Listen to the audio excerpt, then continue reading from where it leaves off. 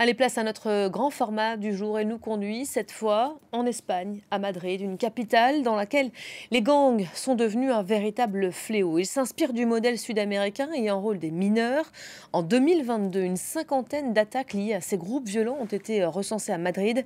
La société civile tente d'agir. Voyez tout de suite ce reportage signé Armel Exposito et Céline Schmitt.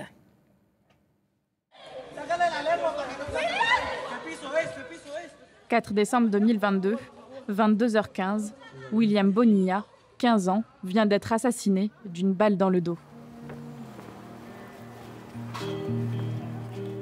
Nous sommes à Madrid, dans le quartier de Villaverde, une banlieue populaire où en quelques mois, 2 jeunes ont trouvé la mort, victimes de règlements de compte entre bandes rivales.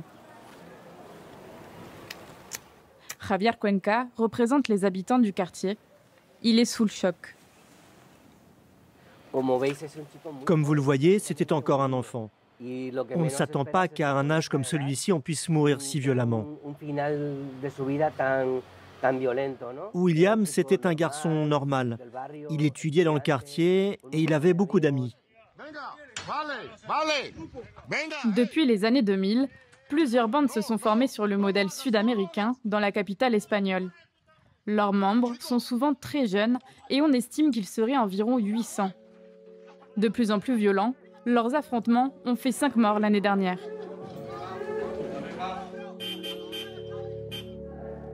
Dans le quartier d'Atocha, au centre de Madrid, ce pasteur est à la tête d'un programme de réinsertion pour les rares jeunes qui tentent de se libérer de l'emprise de ces gangs.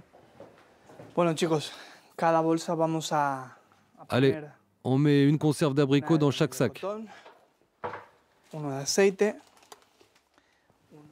Parmi eux, ceux que nous appellerons Jessica et Arthur. Ces aliments seront distribués aux familles les plus vulnérables. Dans le centre, je dirais qu'entre 5 et 7 ex-membres de bande mènent avec nous ce travail solidaire. Jessica et Arthur ont encore peur aujourd'hui de témoigner à visage découvert. Ils ont été menacés et harcelés pendant plus d'1 an après avoir quitté leur bande. L'église a été pour eux le seul refuge possible. Les groupes de jeunes violents ont un très grand respect pour l'Église. Parce que l'Église a la fonction d'aider les plus vulnérables et que pour la plupart d'entre eux, leurs familles en font partie.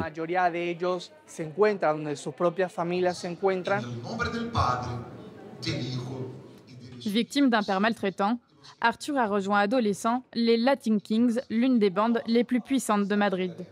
Il a dirigé jusqu'à 34 jeunes et gravi durant 15 ans les échelons un à un. Une époque lourde de conséquences qui lui a valu plus de 5 ans d'emprisonnement. La première chose qu'on m'a fait faire, c'était une mise à l'épreuve. Il y avait un jeune membre d'une bande adverse et ils m'ont dit « Tu vois ce garçon ? C'est lui que tu dois poignarder ». Ils m'ont donné un mélange de marijuana et de cocaïne et m'ont ordonné de bien tourner le couteau quand je poignarderais. Parce que de cette manière, il ne ressusciterait pas. La mort, Jessica l'a vue de près. Frappée par son compagnon, haut placé dans une bande rivale, elle a bien cru ne jamais s'en sortir. Quand tu te rends compte que tu veux partir, tu es déjà dans la bande. Tu détiens beaucoup d'informations et les groupes adverses savent qui tu es. Alors, comment est-ce que tu veux sortir de là sans protection? J'ai tenté 5 fois de me suicider. Je ne savais pas comment faire face à la situation et je ne pouvais pas me pardonner tout ce que j'avais fait. Éviter que les jeunes n'intègrent ces bandes, c'est le rôle de Juan. Depuis 12 ans, cet éducateur parcourt le quartier de Ciudad Lineal. La zone est particulièrement sensible. 3 des 4 principaux gangs sont ici présents et s'affrontent pour étendre leur territoire. C'est ici que tout commence. La rue et les parcs, ce sont des environnements dans lesquels les enfants socialisent. Généralement, ce sont eux qui s'approchent des membres de bande, car ils sont toujours présents et leur proposent de les protéger. Alors, ils finissent par vouloir y entrer. Pour lutter contre ce phénomène, son association mène depuis plus de 10 ans des ateliers de prévention. Salut!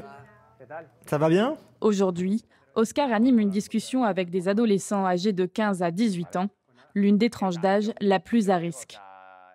Les enfants, est-ce qu'une bande a déjà tenté de vous recruter ou de vous approcher? Ok, toi, tu es ami avec des membres de bande? Toi aussi?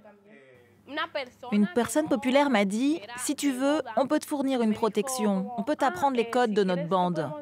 Mais moi j'ai répondu, non, non, non, je ne veux pas me mettre dans les problèmes. Moi, j'ai bien pensé rejoindre un groupe car j'avais des problèmes d'argent. Quand tu es une fille, ils t'en donnent pour garder les armes et la drogue. Malgré le travail des associations, les promesses de ces bandes séduisent de plus en plus d'adolescents. L'année dernière, les services de police ont procédé à environ 1500 arrestations liées à ces jeunes délinquants. Paris Direct se poursuit avec tout de suite le reste de l'actualité sportive. C'est le journal des sports.